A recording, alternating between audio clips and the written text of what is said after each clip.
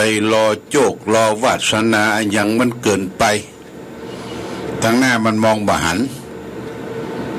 ทั้งหน้าทั้งหลังเนี่ยทั้งหน้าทั้งหลังทั้งหน้ามันมองบ่หันก็เดากันไปบางคนก็ไปเสาะเลขบางคนก็ไปขูดเลขบางคนก็รอกำฝันขนาดละออนตกจากยานตกจากคันใดลุกบุบปั๊บเดี๋ยวไฟฟ้ามาเอามันเตื้อพอมันจะว่าเป็นเลขอย่างว่าพุทโธละออนพอเจ็บญาติโยมนะอันนี้ก็ต้องระมัดระวังบ้านเฮาเมืองเฮาก็มีลอตเตอรี่เนี่ยญาติโยมเนาะลอตเตอรี่ของรัฐบาลเปิ้นผิดมาขายไปที่ไหนปอยไหนก็ห้อยข้างต้องย่องแต่งแย่งเป็นแผงคนเฮามันมีงานทำก็ขายลอตเตอรี่ของรัฐบาลดูเจ้ามีที่ไหนก็บุญว่าดูเจ้าที่อย่าหม้อน้อยหูนอแต่ดูเจ้าก็บอกใครมีสตางค์เลยบ่เดี๋ยวนี้นะแล้วนอกจากนั้นก็หวยตีเก่งกันแฮมเรียกว่าเจ้ามือหวยเทียนอันนี้ก็ซื้อกันทั่วไปได้ข่าวว่าเลขอันนี้เปิ้นอันไอ้ลูกอันบางทีก็บอกใครซื้อใครขายบอกใครเล่นกันละอันนำไป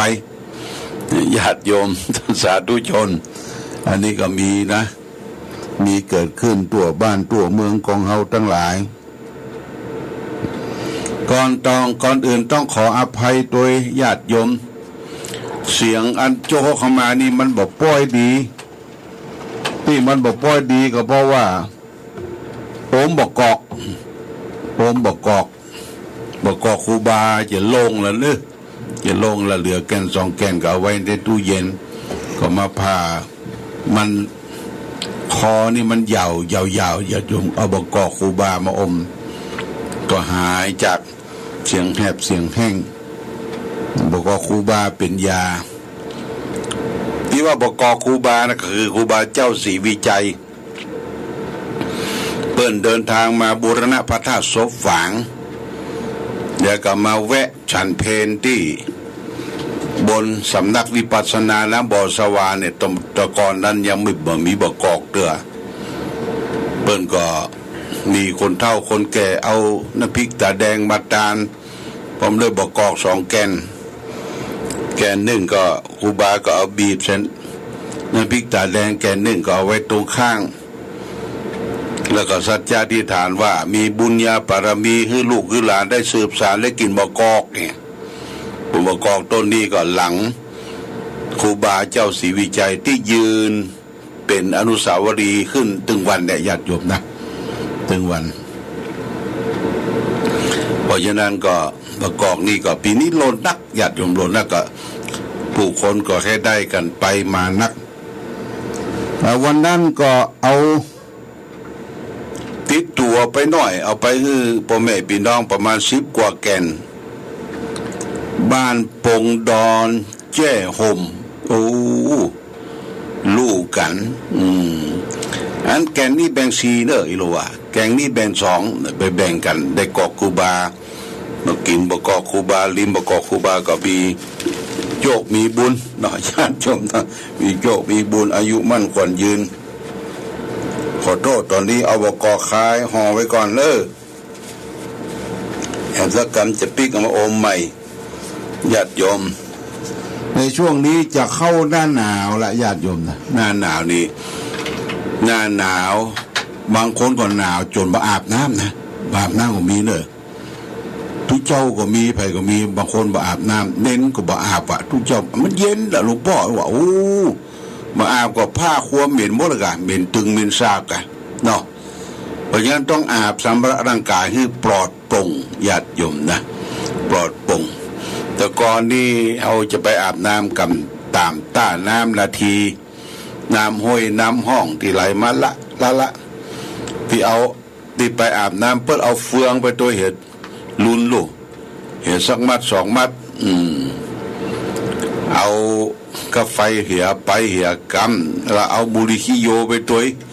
สูบนั่งตะฟังสูบบุหรี่มกกึดเนี่ยจะลงอาบน้ำ เพราะเป็นน้ำห้องน้ำแม่น้ำห้วยสักกำบ่อคนนั้นอาบเสร็จแล้วขึ้นมาอยู่ตังบนเดี๋ยวคิงรอจังหวะเนอะอาบแล้วจะขึ้นมาหิงไฟอ่ะก็ดังไฟเอาเฟืองดังทึดขึ้นมาอาบน้ำอย่างเดียวแล้วก็นี่หนาวแต้เนาะหนาวแต้หนาวลมต้องห่มผ้าหนาวฟ้าต้องผิงไฟหนาวใจต้องอาศัยอิงธรรมะแหละญาติโยมนะถ้ามึงมีธรรมะหนาวใจนี่ไปอิงไหนบ่ได้ข้าว4 บทพญาพรหมบทดึงมาลาคำจันเปิ้นเขียนไว้นิราชอินแขวนเพราะว่านิราชพระอินแขวนนิราชอินแขวนเปิ้นว่าหนาวหนอหนาวคราวลมเดือนหน้าหนาวเน็บอุราปวดห้อนหนาวหมอกหนาวเหมยลมเจยสะต้อนหนาวลักห่วงคอนกลางไผ่หนาวเน็บเนื้อบอดเต้าหนาวใจหนาวนอกหมอกไพรยังปอห่มผ้าหนาวในอกถึงปกห่อผ้าผืนดวงยาวาบ่ฮ้อนญาติโยมอันนี้เป็นข้าวของพญาพรหมบทดึงนิราชอินแขวนนาราทองขันมาราคำจันทร์เปิ้นแต่งเป็นรางวัลชีไลนะญาติโยมนะอันนี้ได้มาอู้ถึงเรื่องความเด็ดความหนาวแต่ปีนี้มันบ่พอหนาวเท่าใดมันบ่พอหนาวบ่พอเย็นเท่าใดเนาะ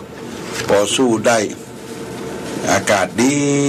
เมืองฝางนี่ก็อากาศตอนเช้าหมอกเมยลงหน่อยหมอกเมยลงหน่อยแต่เจ้า8 โมงป่าย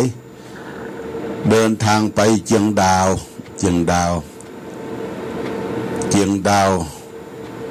ตำบลต้งข้าวปวงตำบลครัวตวงวัดของท่านพระครูเจ้าคณะอำเภอองค์ใหม่พระครูเจ้าคณะอำเภอองค์ใหม่ได้ไปฉลอง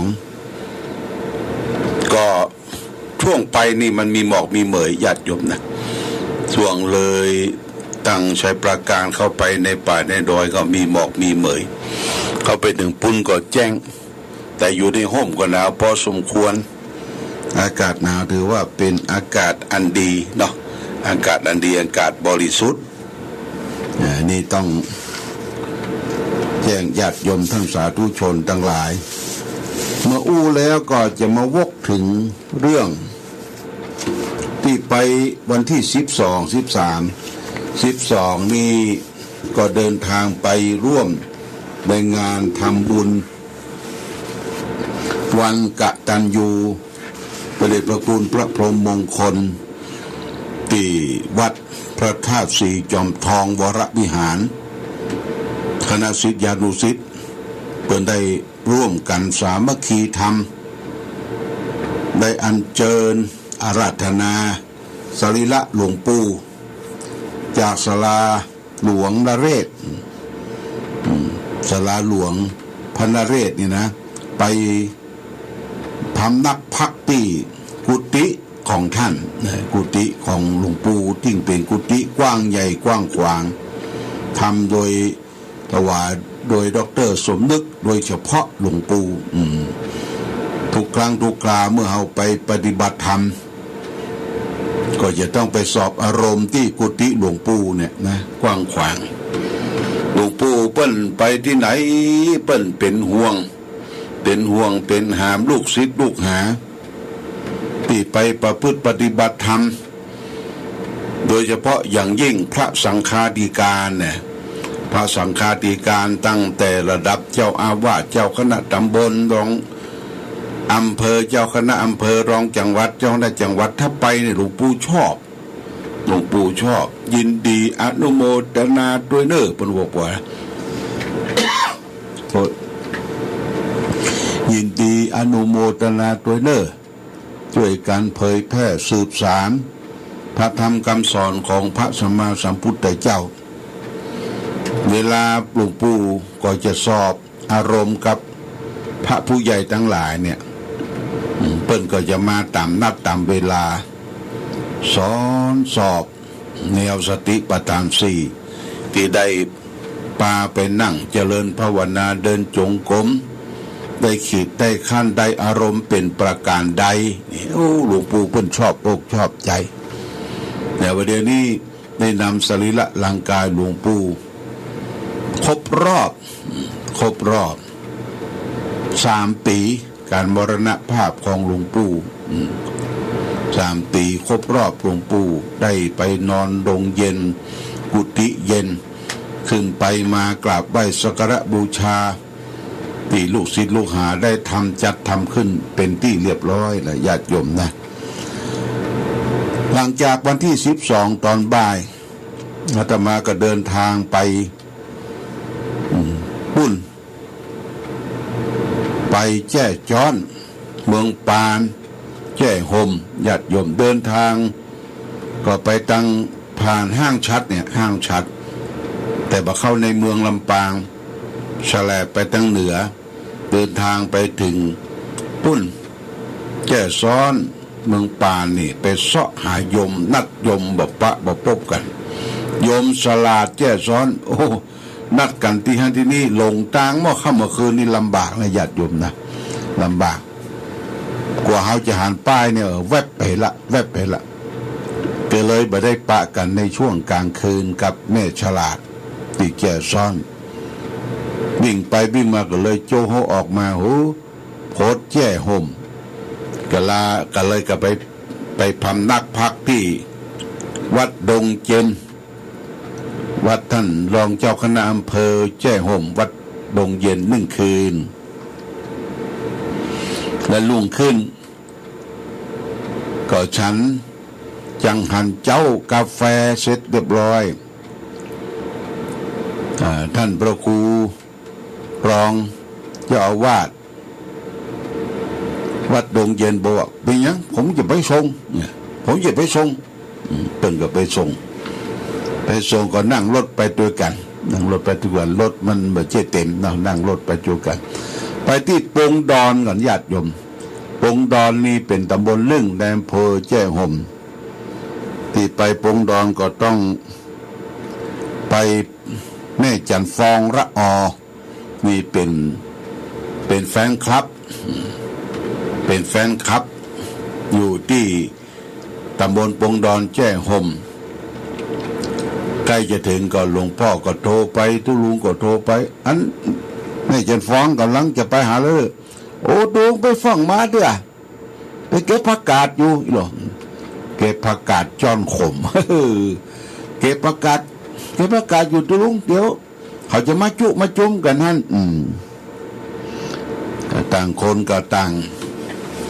มากันแม่จันฟองก็มากันที่บ้านของแม่จันฟองเป็นบ้านสูงบ้านเปิ้นเป็นบ้านสูงบ้านไม้บ้านสูงก็ปากันไปอยู่ที่หันหลายประมาณ10 กว่าท่านนะ10 กว่าท่านต่างคนก็ต่างเอาภาชนะขวดน้ำต่างๆข้าวสารก็มีผลหมากลากไม้ยังก็มีปากันไปบอกแควนก็มีแม่จันฟองก็หอบเอาผักกาดจ้อนมาจากสวนว่าวันนี้มาปะตุลุงเปิ้นเอาปฏิทินมาแจกปฏิทินเมืองฝางบ่กอก10 กว่าแก่นเพราะวันนั้นเอาไปหลายไปบอกคือเปิ้นลงหลายที่ก็แจกกันไปกินคนเก่งแก่นคนพีกนะบ่กอกอุบาแล้วก็ได้รับต้อนรับจากญาติโยมบ้านปงดอนเสร็จแล้วก็ได้รับการทำบุญญาติโยมทำบุญบริจาคเป็นค่าน้ำค่าไฟฟ้าว่าโอ้ตุลุงมาดีละขอทำบุญตัวก็วันนั้นก็มีคนเอาปัจจัยใส่ซองทำบุญค่าไฟฟ้าสถานีเนอะ แม่จันฟ้องละออนี่หมู่13บ้านเลขที่13หมู่2บ้านปงดอนแจ้โฮมนะ500 บาทแม่คำป้อชื่นอารมณ์100 บาทแม่น้อยมีมากปงดอน100 บาทแม่จันคำตะออหมู่2ปงดอย100 บาทพ่อจำเริญไว้สะอาด60 บาทแม่สายบัวคติยะเนี่ย60 บาทแม่ทองอยู่สัตจริงปงดอน100 บาทนางจำเนียนประกาศ50 บาทแม่จันดีนี่เจ้าซ้อนเหรอ100 บาทแม่เสงี่ยมนานวลบ้านสันแจ้โฮม200 บาทแม่ศรีนวลตาเรียวบ้านสันแจ้โฮม200 บาทพ่อไวแม่พินสังวรปงดอน100 บาทและแม่สลาดแจ้ซ้อน200 บาทนี่พ่อหลวงสีมายอดแก้วเหลืองอันนี้เพิ่นบริจาคไว้วันนั้นหลายอย่างนะมีค่าไฟฟ้าสถานีตุลุงหลวงพ่อแหม1,000 บาทเพิ่นบอกวันนั้นนะแล้วก็ขอร่วมทำบุญเป็นเจ้าภาพสังสืบชะตาวันที่2 มกราขึ้นปีใหม่ในแหม1,000 บาทและพ่อหลวงสีมายอดแก้วเหลืองพร้อมด้วยลูกหลานก็รับเป็นเจ้าภาพรั้วเล็กที่รอบองค์พระธาตุจันไนทั้งหมดนั้นมีอยู่14 ช่องช่องละ 2,000 บาทต้องขออนุโมทนาเนี่ยพ่อหลวงศรีมายอดแก้วเหลืองก็รับไป1 ช่องแล้วก็ที่รับไปแล้วมีคุณครู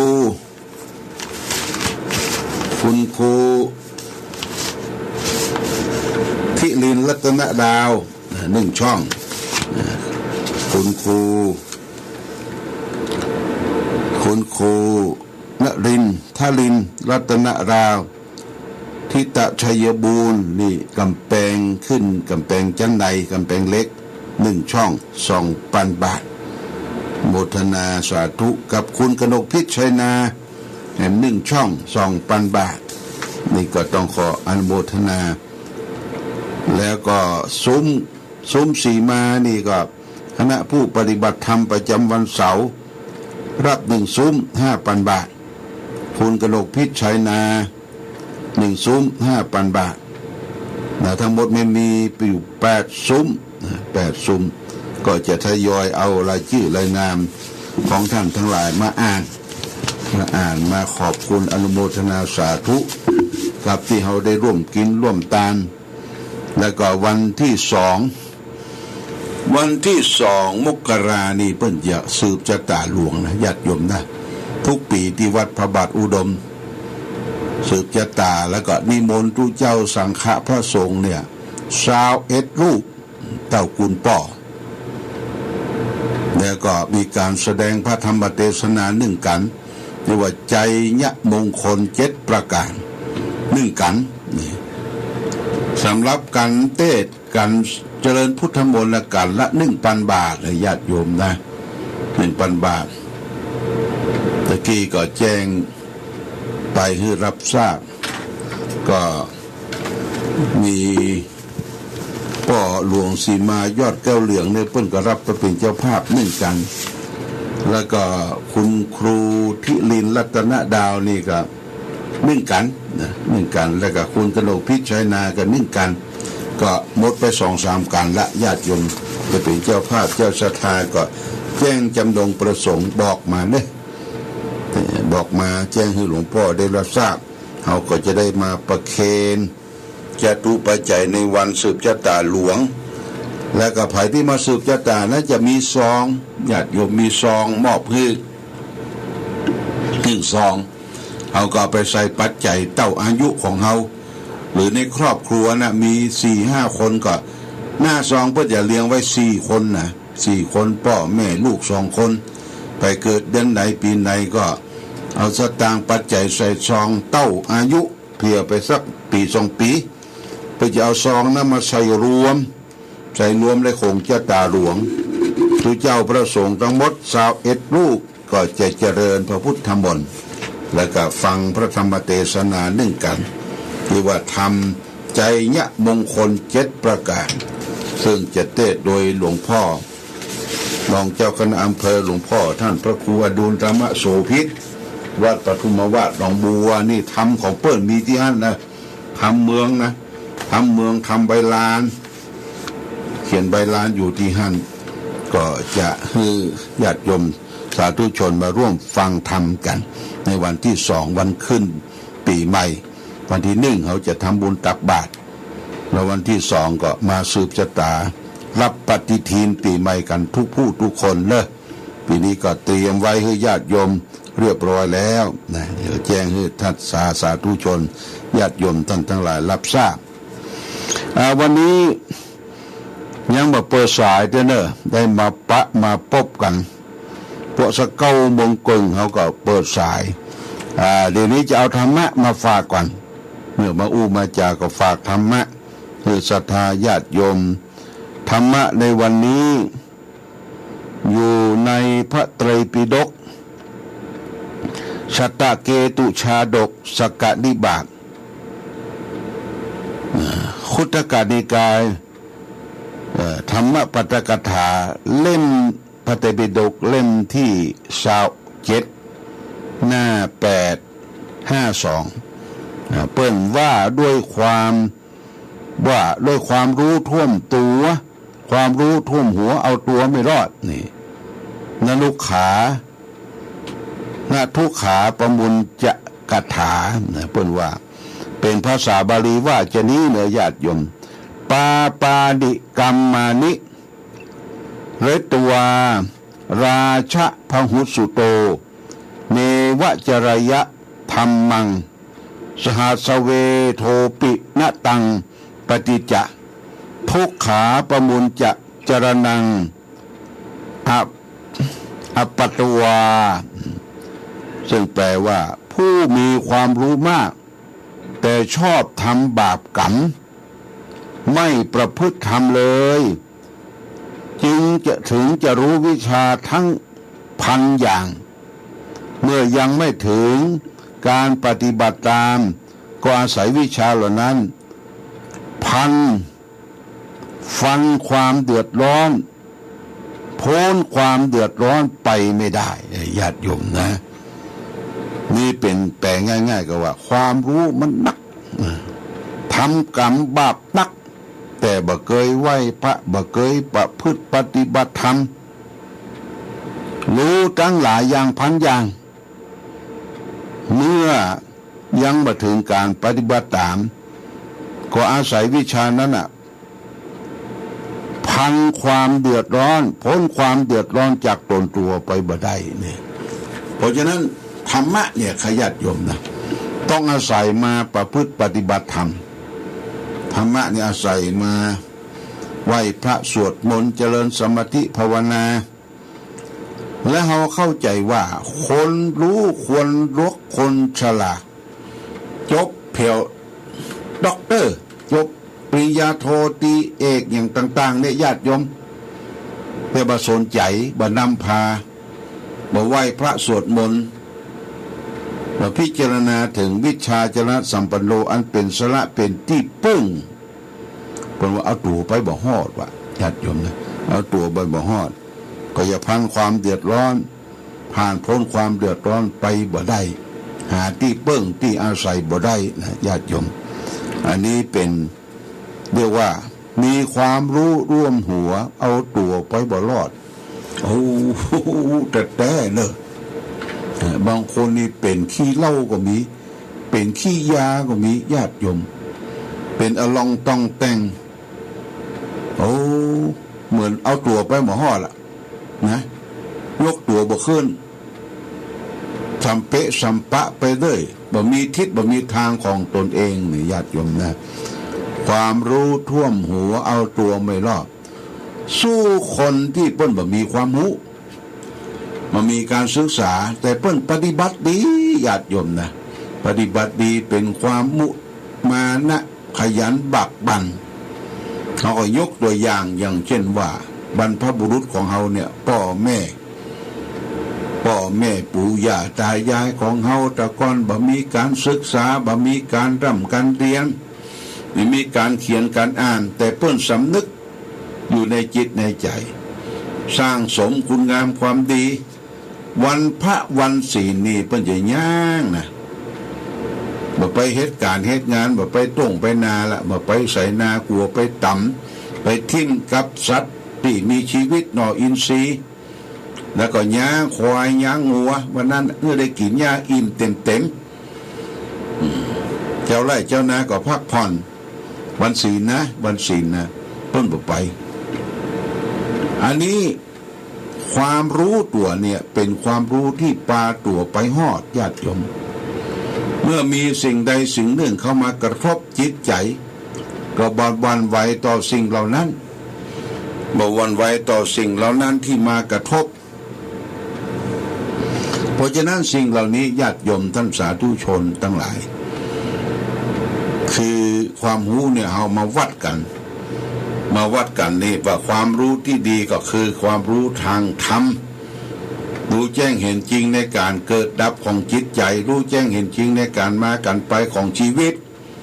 เขาจะอย่างใดจะให้มีความสุขตามอัตภาพ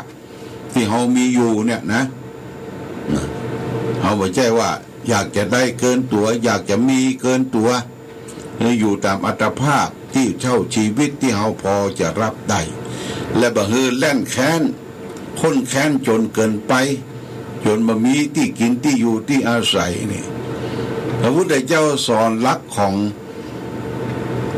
จิตใจสอนให้เขาพออยู่พอกินเนี่ยเพื่อว่าอยู่ในหลักของความสันโดษนะญาติโยมสันโดษนี่ก็คือยินดีในสิ่งที่ตนได้พอใจในสิ่งที่ตนมีเขายินดีในสิ่งที่ตนได้พอใจในสิ่งที่ตนมีคือหลักของความสุขนี่นะหลักของความสุขไม่ใช่ว่าทะเยอทะยานมีหนึ่งจะเอาแหมสองอย่างครอบครัวก็เหมือนกันบางคนญาติโยมมีเมียหนึ่งเลยจะเอาเมียสองคำโบราณว่ามีหนึ่งมีสองขี่เหียน้ำนองขี่สองจันล่มเนี่ยขี่เหียน้ำนองขี่สองจันล่มย่างล่มครอบครัวแตกแยกญาติโยมครอบครัวแตกแยกเป็นอีลุงตุงนางบางทีอยู่ด้วยกันปันปอจะเกิงค่อนคนละแตกแยกพิษเถียงกันลูกก็แตกแข่งกันไปตัวอย่างของพ่อของแม่ปูชนียบุคคลที่ลูกควรกราบไหว้ก็ไปยาสักคำมาพิษมาเถียงกันมันอย่ามาล้างกันมีกิ๊กมีเกิกอะไรอย่างกันขึ้นมานี่ญาติโยมเกิดความทุกขเวทนาเป็นบ้านแตกสลายขาดบ้านแตกนี่เขาพอเข้าใจสลายนี่ญาติโยมเข้าใจก็สลากนี่เปิ้นเอาไว้ใส่มันเป็นมันเป็นสี่ขานะสี่ขาสลากเนี่ยเปิ้นเอาไว้ใส่กะละมังเป็นอย่างเจียกเนี่ยเปิ้นไว้หาบนะเวลาไปวัดไปว่าเปิ้นจะเอาใส่สลากหาบสามขาก็มีสี่ขาก็มีถ้าสลากมันขาดหาบหามบ่ได้บ้านแตกสลากขาดมันหาบมันหามบ่ได้มันไปบ่ได้ละพอครอบครัวใดเป็นบ้านแตกสลายขาดบ่มีความสุขญาติโยมมีความสุขพ่ออยู่ติ้งแม่อยู่ติ้งลูกอยู่ติ้งเข้ากันบ่ได้เข้ากันก็พิษเถียงกันเป๊กใส่กันหน้าตานี่ใส่มงตามนแกวดโอ้โหยังเสือนี่นะเนาะบ้านแตกสลายขาดอันนี้เรื่องของความรู้ท่วมหัวเอาตัวมารอดเนี่ยขอมาวกญาติโยมสนใจธรรมะ โดยเฉพาะอย่างยิ่งศีลห้านี่นะศีลห้าที่เจ้าพระคุณสมเด็จพระมหาราชมังคลาจารย์วัดปากน้ำสศรีเจริญหลวงพ่อสมเด็จเปิ้ลมีโครงการแต่ก่อนนี้เปิ้ลเป็นตัวแทนของพระสังฆราชสมัยปฏิวัติใหม่ๆเปิ้ลทางการปฏิบัติทางการบ้านเมืองก็ถามว่าทางพระสงฆ์จะมีอะไรยังที่มาช่วยเหลือเจ้าบ้านเจ้าเมืองหลวงพ่อสมเด็จว่าที่จะหันเป็นธรรมะสั้นๆซัดๆเข้าใจง่ายๆก็คือมีศีลห้าเนี่ยญาติโยมศีลห้าเนี่ยรู้จักกันหมดแต่เนี่ยอย่างจะทำอย่างที่เป็นบุญเป็นทานเพื่อก็รับศีลก่อนสมาทานศีลก่อนเพื่อคือกายใจกายวาจาบริสุทธิ์เนี่ยถ้าได้ศีลห้าอยู่ด้วยกันหมดเนี่ยครอบครัวสังคมตัวเขาก็มีความสุขหนึ่งบ่ฆ่าสัตว์ตัดชีวิตบ่เบียดเบียนซึ่งกันและกันบ่ข่มเหงคะเนงร้ายซึ่งกันและกันนี่สิ่งข้อที่หนึ่งปานาติปาตาเวรมณีคือเว้นจากการฆ่าสัตว์ตัดชีวิตสัตว์ที่มีชีวิตหน่ออินทรีย์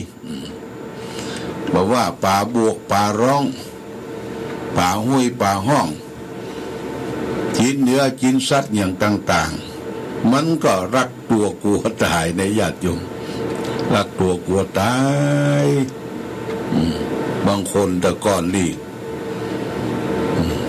เอาควายเอางัวไปฝึกไถนาเปิ้นเป็นต้งเป็นนาไปล้อไปอย่างไปนาบดีอย่างควายเนี่ยเอาเชือกปัดไปบุกเปิ้นเอาค้อนไปบุกเปิ้นแล้วก็ไปบ่พอแจ้งควายว่าแจ้งงัวลาบซ่าให้บดีกาว่าปุ๊บมันเป็นยักษ์แต่นะขนาดเปิ้นมาให้เฮายักษ์การให้เฮานะมันเข้ามันก็ไม่ได้กินควายน่ะเข้านี่เจ้าของเอาไปขายครับไปขายไปใส่ยุ่งใส่สางใส่ล่องใส่ของเข้าไว้เหรอมันไปกินเฟืองปุ่นกินหญ้ากินเฟืองปุ่นไปขู่ปุ่นบางทีก็ว่าปุ่นควายนี่มันง่าวมันโง่ด่าคนนี่ง่าวยังควายควายมันง่าวมันโง่นะญาติโยมแต่มันยังมีอุตสาห์วิริยะวิสาหะทำนาให้คนนะทำนาให้คนแต่ก่อนนี้นะทำนาให้คนตื่นตั้งแต่ตีห้าเอาหญ้าก็ไปได้กินนะไปยาการก่อน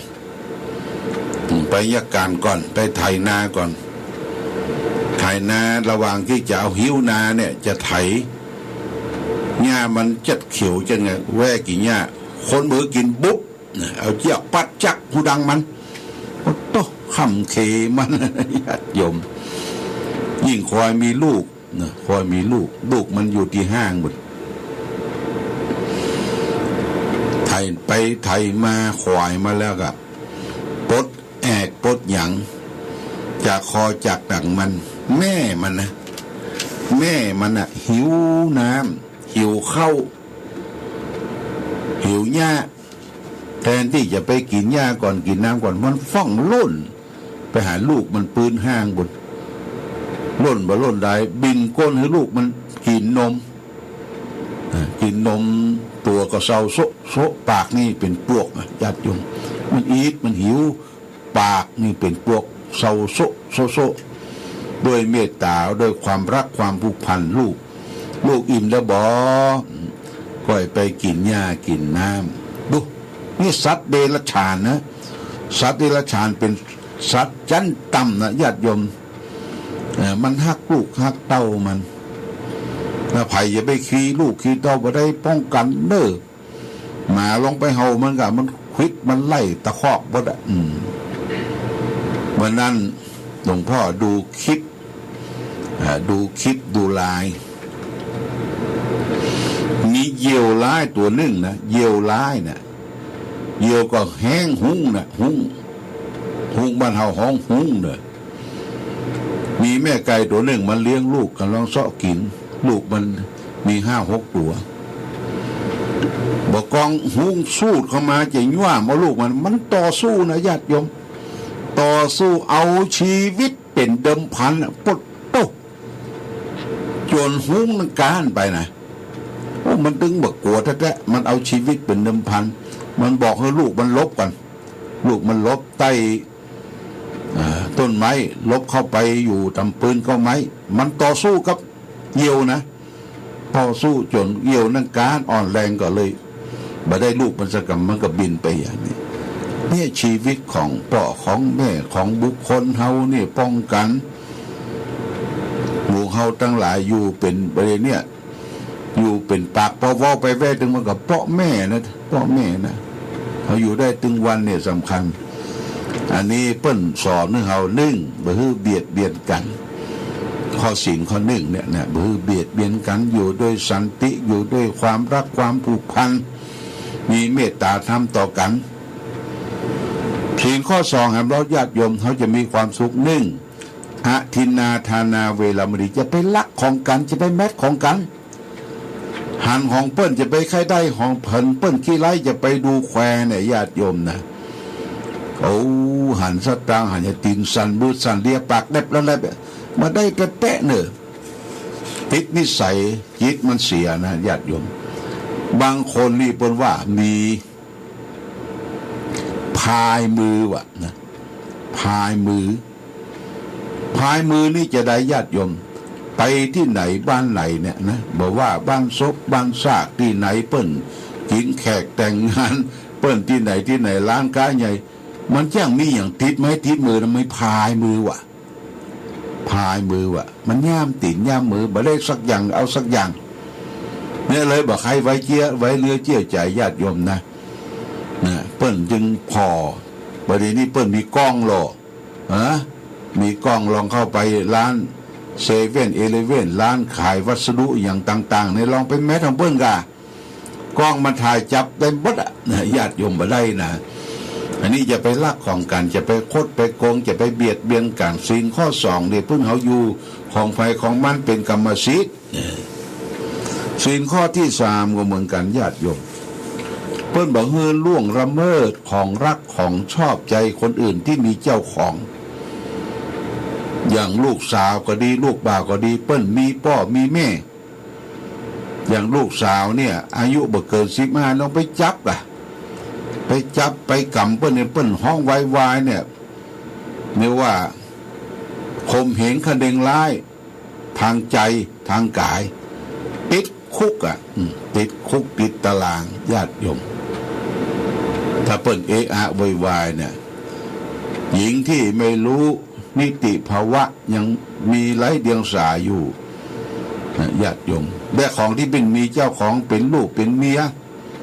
เปิ้นมีเจ้าของเปิ้นมีผัวมีเมียเนี่ยลองไปแลมกะเราไปเรียกสปากเซิร์เกินกะแล้วเปิ้นตำหนิติเตียนเอานะญาติโยมเปิ้นบัญญัติศีลข้อดีไว้ก็เพื่อให้เขาอยู่ร่วมกันอย่างสันติด้วยความสงบเย็นบ่ละเมิดในสิ่งที่รักของชอบใจบ่ผิดข้อกาเมข้อจู้ข้อนางเนี่ยนะศีลข้อ3นี่ก็สำคัญศีลข้อที่4เจ้าพระคุณสมเด็จพระมหาราชมังคลาจารย์บอกคือว่าของเฮารักษาศพปากนี่มันเป็นศพนะญาติโยมปากนี่เหม็นนะปากคนเฮานี่เหม็นออกมาจากท้องจากไส้บุญท้องไส้เขากินอย่างของบูดของเน่าไปมันเลอออกมามันออกมาบางคนนี่ปากเหม็นนะอยู่หมอกศอกนี่ยังเหม็นอยู่ญาติโยมอยู่หมอกศอกนี่นะอาตมาเคยไปนั่งสวดกับทุกเจ้าบางตนก็ปากเหม็นแต่ญาติโยมสวดจนสวดบ่ได้นะมันมาอวดงงว่าเอาแล้วมันรู้สึกตัวเนอะซ้ำยื่นหน้าไปอู้กระเปิ้นเนี่ยนี่เราต้องระมัดระวังยาอมบ้วนปากแปรงฟันนี่ญาติโยมนะถ้าเปิ้นบอกว่าท่านปากเหม็นโอ้เขาอย่ามาอายแต่อายว่าต้องรักษานะรักษาตีนมือซบปากเขารักษาปากนี่ระวัง ปากนี่เปิ้นแต่งมาปากเดียวว่ามันมีหลายอันมีปากเดียวต้องรักษารักปากจะไปกล่าวมุสาวาทพูดเท็จจะไปอู้หลอกลวงขึ้นจะไปติฉินนินทาคนนั่นคนนี้บุยปากบางงามแต่ยิ่งไม่ยิงบุยปากอีกนะแล้วอู้กันจะไปเอิ้นกันญาติโยมจะไปเอิ้นกันข้ามหน้าครูบาอาจารย์เตี้ยครูบาอาจารย์เพิ่นนั่งอยู่เตี้ยไปติดต่องานเนี่ยเอิ้นลูกเอิ้นเข้าหาเนี่ยมันบ่ถูกกฎถูกระเบียบนะมันเป็นวิสัยของคนป่าคนพาลเนี่ยเอิ้นหลวงพ่อไม่ไหนหลวงพ่อไม่ไหนเพิ่นจะมาทักเขาเลยเอิ้นไปปดท่อเป็นสมัยเก่าโบราณนั่นนะมันผิดวิสัยญาติโยมท่านสาธุชนข้อมุสาวาทพูดเท็จนี่ก็สำคัญสุราศีลห้าเนี่ยเขาจะอยู่อย่างปกติสุขศีลห้าข้อห้านี่นะสุราเมรยะมัชฌะปมาทัฏฐาเวรมณีเวรมณีเนี่ยเปิดคือเว้นนะถ้าเว้นได้ก็เว้นเหียถ้าเว้นบ่ได้เหล้ายานี่ก็กินนะญาติโยมแต่มันกินมีสองกินนะเขาว่ากินจะไปกินน้อยเจ็บหัวงอกเจ็บหัวน้อยกินน้อยนี่บ่เมาแต่นี่เจ็บหัวถ้ากินนักมันกินเฮาละหัวงงโกโง่ปดโตเปียวโซสัตโซเซกำไปสองขาปิกมาหยุดยาวสี่ขาขึ้นคันไดเพลิดประถูมันจะไปบุญนอนโดยเมียอย่าเหม็นขี้ห่าเต็นก็บ่ซ้อยเต็นตำคือเต็นบนโคโกกสนเขาที่นอนญาติโยมพอเต็นยางรถแท็กเตอร์เนี่ยพอโตหมูละไม่มีสตินะสติมันขาดสติลูกคนเล่าเนี่ยเมาเหล้าเมายานี่ขาดสติเพราะฉะนั้นศีลห้าข้อหนึ่งห้ามฆ่าสัตว์ข้อสองห้ามลักทรัพย์ข้อสามห้ามประพฤติผิดในกามข้อสี่ห้ามมุสาวาทพูดเท็จข้อห้าดื่มสุราไม่ไรศีลห้าข้อนี่ข้อที่ห้านี่ใหญ่เหลือเปิ้นญาติโยมนะใหญ่เหลือเปิ้นแต่ถ้าผิดศีลข้อห้ามันจะผลาไปหมดนะถ้าเมาเหล้าเนี่ยขาดสติจะไปบุกหูตีตาแตกกันอีลันฟันแตงกันตีมวยตีลูกคุยกันนี่ผิดสิ่งข้อที่หนึ่งมันก็ทำได้คือไปลักไปโจกไปแมทของไปมันก็ทำได้ถ้าเมาเหล้าล่ะไปทิ้มไปกำไปเมกไปโจกของเปิ้นไม่ย่าไม่ยิงเนี่ยพอเปิ้นจับได้โอ้เมาขาดสติบูเรื่องเนี่ยมันก็ทำได้อู้ปดบทเทศอู้กันไปอู้มาตีละคุยกันในวงเดียวกันมันก็ทำได้เพราะมันขาดสติน่ะมันกินเหล้าละญาติโยมเพราะฉะนั้นข้อห้านี่ใหญ่เหลือเปิ้นเด้อใหญ่เหลือเปิ้นและคนก็ชอบกินชอบยังใส่รถ10 ล้อมาขายลูกตั้งใต้มามันมีกินแปะกินนี่แปะกินเจี้ยกินแล้วก็เดือดร้อนตัวเองมีโทษถึง6 ประการกินเหล้าเนี่ยเปิ้นบอกว่าอันสุราเมรัยใครเสพติด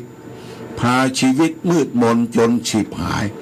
1ทรัพย์สินของตนนั้นพรวัดวาย2อาจตายด้วยทะเลาะเพราะความเมา3เจ็บป่วยด้วยโรคาพยาธิ4คนตำหนิดินทาพาอับเฉา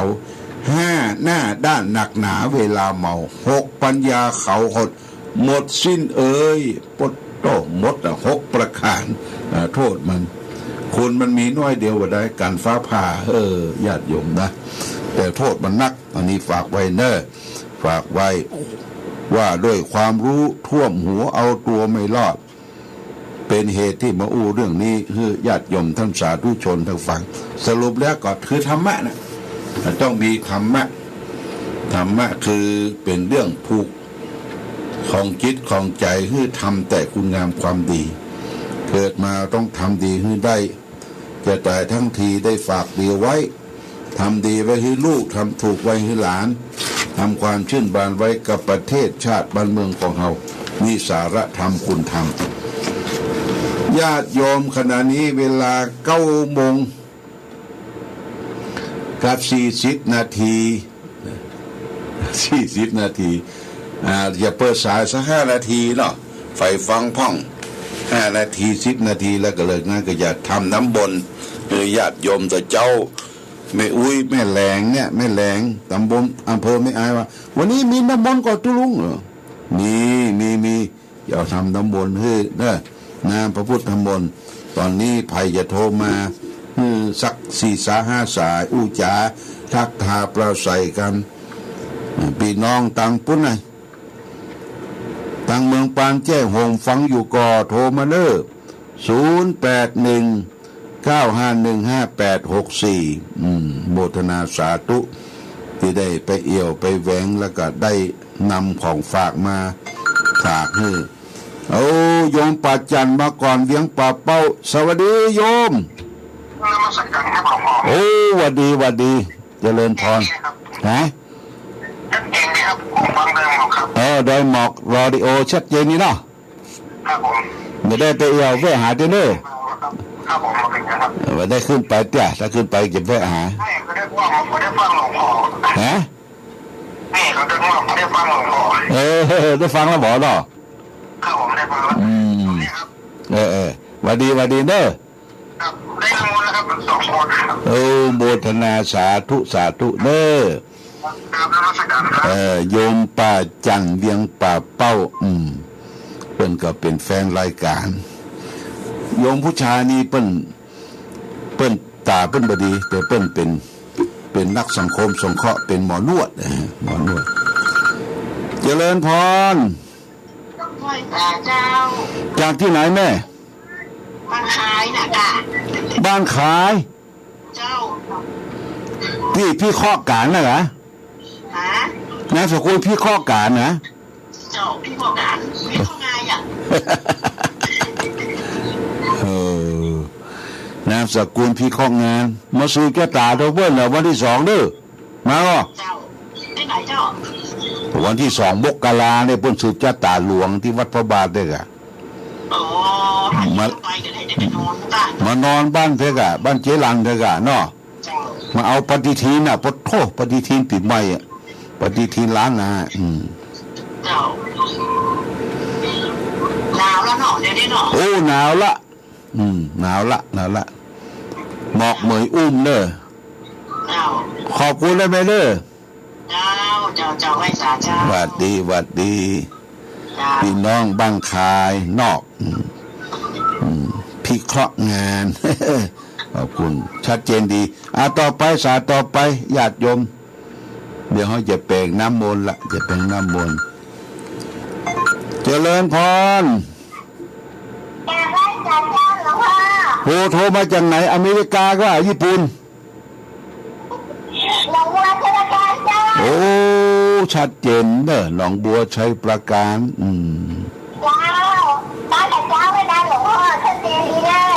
โมทนาสาธุเนอะได้กะเตรียมพร้อมแล้วไปเลยเนอะเจริญพรอยากชัยประการแม่สีทอดชัยประการอาสาต่อไปญาติโยมเจริญพรแม่สลาดเจ้าซ้อนสาธุหลวงพ่อเจ้าโอ้ชัดเจนก่อบ้านเขาชัดเจนเจ้าฮะได้เบอร์โทรหลวงพ่อปูแล้วเจ้าได้ยังอ่ะลืมไปเหรอบึดจะโทรบอกจากแก้ซ้อนไปดงเจนได้ละไก่ก็30 กิโลถึงก็จากแก้ซ้อนไปแก้โฮมไปแก้โฮมเจ้าก็ถึงแล้วเจ้าดีละม่วนวันนั้นไปซ้อหาเนอะปะแล้วเนอะขอบคุณเนอะแม่สลาดเนอะใจว่าแม่จะบอกว่าน้อยน่ะมาได้ของเองสักอันจะเสียใจจริงๆเป็นโอ้บัดแต่นี่ไปเอี่ยหาบอลลูนอยู่ก็ได้ไข่มาถึงซาลูปะโท ได้ไข่มาถึงช้าล่ะมาอวดเขาเนี่ยแบ่งคน2 แก้นนะปะตุ๊ไข่ลวกเมืองปานนะแจ้ซ้อนเนี่ยปะต่อเขาว่าโอ้ดีแท้ๆขอบคุณนะแม่สลัดเด้อขอบคุณเด้อเจริญพรแม่สลัดแจ้ซ้อนไปซ่าหาเมื่อคืนบอกปะไปปะเมื่อวันปะเมื่อวันเจริญพรไปสายเจ้าหลวงพ่อจากที่ไหนแม่ไปกองแรงห้วยน้ำเย็นนะเพิ่นน้ำปานแต่ว่าลำปางโอ้แม่กองแรงห้วยน้ำเย็นเมืองปานลำปางมาแล้วไปป้านเหรอมันลูกไปนี่ไปจะห้องกับไก่อ่ะเขาก็ว่าหลวงต่อมาโอ้ไปแจ้ซ้อนหลวงขนาดจะชอนมันชนเลยเวลาจะที่ข้ามไปกับไก่อ่ะน่ากะไปสองหลวงพ่อมามันกระทันหันได้แค่กะก็ถูกไปถูกแม่จะสอนไปวันเมษลาจ้ะน่ากะวันหลังเด้อวันหลังก็หาเด้อชัดเจนดีเนาะเดี๋ยวน้ำมนต์เด้อเล่นพอนี่กองแรงปั้นเมืองปาน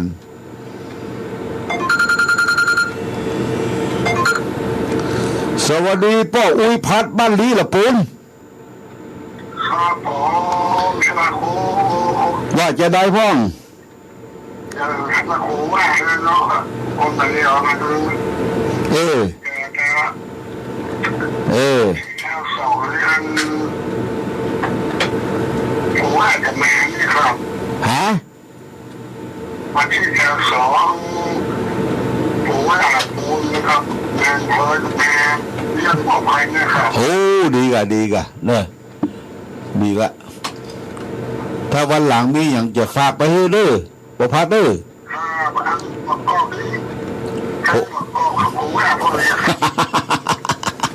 บอกกอครูบาวันพูดก่อนถ้ามันได้ก่อน4-5 แกนก่อนเนาะจะส่งไปให้เด้อดีเด้อโมทนาสาธุโมทนาสาธุอายุวันโนสุขังพลังเด้อป้าอุ้ยพัดเด้อโมทนาป้าอุ้ยพัดบ้านลีละปุนเปิ้นเป็นแฟนคลับตู้คนเท่านี้เปิ้นเก่งเรียกว่าเก่งคาถาอ้อพญาเจริญพรแม่สายทองแม่สายเจ้าหลวงพ่อฟังเจ้าละเจ้าโอ้91 จุด 5เนี่ย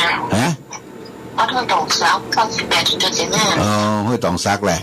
ดีละชัดเจนอยู่ไหมเนาะชัดเจนดีเป็นมาหมดแล้วเด้อเดี๋ยวก็รับน้ำมนต์แล้วไหมเนอะเจ้าเจริญพรขอบคุณแม่สายทองเจ้ากับแม่สายมันหงละปูนโมทนาสาธุแหมสัก2 สายเนอะญาติโยม2 สายเจริญพรไม่ใช่เจ้าหลวงพ่อจากที่ไหนแม่จากบ้านหมวกอำเภอลีนะเจ้าโอ้เลยบ้านอุพัฒน์เนาะเจ้ามันบวกเบอร์ลีเลยบ้านอุพัฒน์ไปอุพัฒน์กาโทรมานี่ลงเดี๋ยวสอบกันเด้อเดี๋ยวสอบกันส่งไว้วันแม่เนาะเปิดส่งเขาลี่อะกะเพียไปถึงบ้านก็แห้งละเขาก็กินเปลือกมันเนาะขอบคุณนะแม่เน้อขอบคุณเน้อเจริญพรจากบ้านบวกบนลีละปูนสายสุดท้ายญาติโยมสายสุดท้ายเจริญพรจากไหนแม่จากอันนะครับตำบลมะแก้วบ้านวังเจริญเจ้าอำเภอวังเหนือเจ้าวังเจริญอำเภอเมืองเหนือวันนั้นไปบ่ผ่านสักกรรมไปทึกแจ้ห่มไปทึกแจ้ห่มนะชัดเจนเอาไหมเนาะชัดเจนก่อนเจ้าชัดเจนดีเจ้าขอบคุณโมทนาเนอะตลอดอะโมทนาเตะดีละ เจ้าเอาละต่อไปตอนนี้10 โมงเช้า9 โมงกับ50 นาที9 โมง 50 นาทีต้องขออภัยญาติโยมนะจะเริ่มแต่งน้ำมนต์ก่อนจะเริ่มพุทธมนต์ก่อนเพื่อให้ญาติโยมได้รับสิ่งที่ดีๆเข้าสู่บ้านสู่จองในท้ายจบแล้วใครจะโทรมาหลังไม้ก็ในช่วงสุดท้ายนะเอาละเจิญเทวดาเข้าบ้านก่อนเด้อญาติโยมปริตุนาเมตังสเมตาปตันตาเวกิตาจิตาปริตังปนันตุสักเกกาเมจะรูเปกิลิสิขลตาเตจันตริเกวิมาเนติเปลัตเทจะคเมตโลนาคาเนเคหวัตุเมเขเตภูมิมัฏฐาตโยจตุโรกาปาระราชายามะราชาอินโตเวสุวรรณราชาริยเมตไตโยโพธิสัตตาวกาทโยริยสาวกาจะปุถุชนะกัลยาจะสัมมาทิฏฐิเยวะพุทเทปัสสนาธัมเมปัสสนาสังเฆปัสสนาพุทเทกสกลวาธัมเมสกลวาสังเฆสกลวาอิโตฐานะโตยาวะปรัมปราอิมัสมิงสุจักวาริสุเตวตานังมุนิลวจนังสาทะโวโนสุนันโตธรรมสวนาการโยัมพัตตันตาธรรมสวนาการโยัมพัตตันตาธรรมสวนาการโยัมพัตตันตาสัมมันตาจักวาเรสุอัทราคาฉันโตเทวตาสัทธัมมังมุนิลาสัสสะสุนันตุสกโมขะทังนะโมตัสสะภะคะวะโตอะระหะโตสัมมาสัมพุทธัสสะนะโมตัสสะภะคะวะโตอะระหะโตสัมมาสัมพุทธัสสะนะโมตัสสะภะคะวะโตอะระหะโตสัมมาสัมพุทธัสสะยะโตหังภะคินีอาลิยายะชาริยาชาโตนะปิชานามามะสัญจิจะปนังชีวิกาวโรเปตาเตนะสุติเตโตโสติคาปัสสะโพสังโฆสติตังกาโตธรรมนังวิจโยตถาวิริยัมปิติปัสสติโพสังฆาจะตถาปริสมาธุเบคาโพสังฆาสติเตสปะละสินามุนินาสมัทธกตาภวิตาภวริกตาสังวัตตันติอภิญญายาโพสังโฆสติตังกาโตธรรมนังวิจโยตถาวิริยมปิติปัสสติโพสังฆาจะตถาปริสมาธุเบคาโพสังฆาสติเตสปะละสินามุนินาสมัทธกตาภวิตาภวริกตาสังวัตตันติอภิญญายานิพพานายาจะโพธิยาเอเตนะสัจวัจเจนะสุติเตอุตุสัพปตาเอกสัมมิงสมัยเยนะโตโมคารณกัสสปังกิลเนทุกิเตทิตวาโพสังเกสัตตะเตตดิเตจตังอภินันติตวาโลกาโมจิงสุตังคเนเตนะสัจวัจเจนะสุติเตอุตุสัพปตาเอกทาธรรมราชาปิเฮลัญญาณปิปิลิโตจุนทัตเถเลนะตัญเยวะพนาเปตวนัสสะทลังสัมโมทิตวจะอาปทาตัมหาวุธาธิทานะโสเอเตนะชะดเจนะสุติเตอุทุสัพปตาปะหินาเตจะอาปทาตินดันติมะมิสีนังมะคะหาลกิเลสวปตานุปฏิธรรมตังเอเตนะสัจวะเจนะสุติเตอุทุสัพปตายันตุนิมิตังอาวามังคลัญญาจามนาโปสกุณัสสะโสตวะปะกะโหตุสุปินังกตังพุทธานุภาเวนะวินัสสมินโตยันตุนิมิตังอาวามังคลัญญาจามนาโปสกุณัสสะสะโตปะปะกะโหตุสุปินังกตังธรรมานุภาเวนะวินัสสมินโตยันตุนิมิตังอาวามังคลัญญาจามนาโปสกุณัสสะสะโตปะปะกะโหตุสุปินังกตังสังฆานุภาเวนะวินัสสมินโตมหากรุณิโกนาโตอิตายะสัพพปนินาปุริโตปัสสะปรามิสัพพะโตสัมโพธิมุตตะมังเอเตนะชัจวัจเจนะสุทิเตอุทุสมังกะละชัยยันโตโพธิยมุเลยะสักยานันติวะคันโนเอวันตะวังวิจัยโยวิจัยยสุสัยมังกะละปะริชิตะปะลังเกสิเสปตวีบุคเลอาภิเสเกสัพพะพุทธังอาคาปะโตมโมทติสุนักตังสุมังกะลังสุปปะตังสุติตังสุขโนสุโมโตเจสุยิตังพระมาจาริโสปัฏกินังกายกัมมังวาจากัมมังปัฏกินังปัฏกินังมโนกัมมังปานิทิเตปัฏกินานิกตวันลพันตเตปัฏกินิโสอัตระโตสุกิโตวิรุโนพุทธศาสเนอโรโกสุกิโตทิสาสเปยติปิสาอัตระตาสุกิตาวิรุณหาพุทธศาสเนอโลคาสุกิตาทิสาสเปยติปิเตอัตระตาสุกิตาวิรุณหาพุทธศาสเนอโลคาสุกิตาทิสาสเปยติปิยังกินจินัตถิเมสารนังยังพุทโธเมสารนังวลังเอเตนะจัจวัจจินังตุเตชยมังกลังนัตถิเม สรนังอัญญังธรรมโมเมสรนังวลังเอเตนะชัจวัจเจนะตุเตชยมังกลังนัตถิเมสรนังอัญญังสังโฆเมสรนังวลังเอเตนะชัจวัจเจนะตุเตชยมังกลังอัตถิอุณตวิจัยโยธรรมโรเกอนุตตโลสัพพสัตตาหิทัตตายะตังตวงขณะหิเตวเตปริวะเจระจักขันเตมนุสกิญญาปยเกไวเกเนวิเศปุเตยกัสสมะบาลังเนโมตันมัตตบุตตปิโตกามจิลิตังจิลิตเสวานุภาเวนะอุตุทิวสุขีทัสสะสุทัสสีลังสมาทยะธรรมสุจริตังจิลิตเสวานุภาเวนะอุตุเทวสุขีทัตตาลิขิตังกิติตังพุทธังตรังวจนังกลุงบริทังเทศนังทุตโตตัสสะอายุภวัตติสักกะตัวพุทธรัตนังสักกะตัวธรรมรัตนังสักกะตัวสังฆรัตนังอุสตังอุตมังวรังหิตังเทวมรุสนังพุทธเตเชนะโสตินานาสันตุปัตตวาสัพเพทุกขาสัพเพพยาสัพเพลูกาอุปสมินตุเตเพสัจจังเทวมรุสนังกดุกังติติตังลาสังอภิลังละวันเจวะสัพพวิยติวินาสันตุเอกทวิติจตุปัญจชตตตินาตถายวัตุกาวินาตันตุชีวิตานังตาตันตุเตชีวิตานังตาตันสตายุวันสุขังปรังชีวิตานังอุภาวินาอุตุเทวสุขิตตาชีวิตานังจโยทัตตวาโอสตังตมังวรังสริตังทุกังนาเสติเพศจังธนมุตตมัตตสมังกลยกลยังนิตยังสัพพะยังปุญญานิปรโลกัสสมิปฏิทาวติปฏินาอิมินาชีวิตตินาตุมากังกิงภวิสติติกายุกัสตาหุตุสุขิตาหุตุสัพพตายุโตทัตตาติสกัจจังศีลวัตติโตตติโตนานาตนังวลังทัตตัวชีวิตนังมหาพลังเอวังวิธิกาเอสยติตังปุญญสัมปตาตัสมาทีลาปัสสันติติปฏิตากาดาปุญญติอาทิอุณาจวิจัยโยนิธิโตอาทิโลเกศีละคุณโนสัจจังโสริยุตยาเตนะสัจเจนะกามิสัจจกิเลมนุตตะลังอวชิตวะธรรมะพลังชาริตัวบุปเกสินิสัจจปรมวัสสายสัจจกิริยมังหังสันติปะคาอปัตนาสันติปัตตาวัญชนามาตาปิตาชนิกันตาชาตาวิตาปฏิกรรมสัจติสติมหังมหาปัจจริโต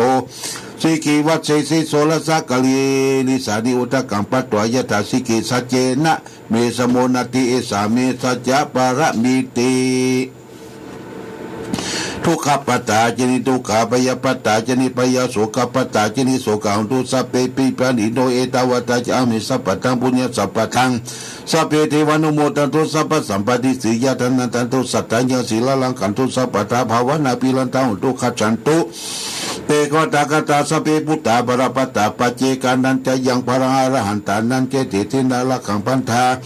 มิสัพพโสสุโกพุทธานังอุปโตสุขัสธรรมเทศนาสุขสังคัสสะสามัคคีสมัคคนาตโพสุโกคติโยเสโตทัสสมิเยโคตปฏิชายิโตวิกาจรณะปันโตโนโสเสโตเทมมนุเสติวัตปฏิอาทิโตลติมาปฏิจันติมาสันนโตคติโยตปฏิสยิตปฏิบรมโนตัสสะปะโหลตังพุทโตตปฏิเตสัสสะอโรคญาปรมาราภาสันตุติปรมังทานังวิสาสาปรมายตินิพพานังปรมังสุขังจบอายุวันโนสุขังพลังสัพพิติโยวิวัสสันตุสัพพโรโกวินาสันตุมาเตภวะตวันตรโยสุขีทีคายุโก